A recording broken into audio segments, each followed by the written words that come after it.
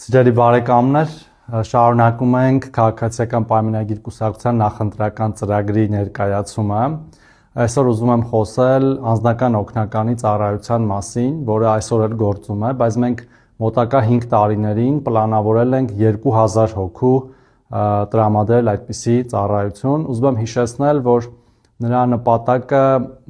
հաշմանդամություն ունեցող մեր քաղաքացիներին ըստ էության ներառելու, հասարակության մեջ ներառելուն է միտված, եւ եթե նրանք սովորում են կամ աշխատում են, նրանց տրամադրվում է անձնական օգնական, ով պետք է նրանց օգնի ուսման եւ աշխատանքի գնալիս իրենց առօրյա կարիքները հոգալու տեսանկյունից։ Հիմա մենք ունենք մոտ 200 մատուցվող ծառայություն 200 անձի եւ մենք պլանավորում ենք մոտակա 5 տարում այդ թիվը դարձնել 2000։ Իհարկե քննարկվում են նաև որոշակի ընդլայնման հնարավորությունները, որպեսզի ավելի շատ քաղաքացիներ կարողանան օգտվել այդ ծրագրից, բայց սա շատ կարևոր ծառայություն է թե մեր հաշմանդամություն ունեցող քաղաքացիներին հասարակության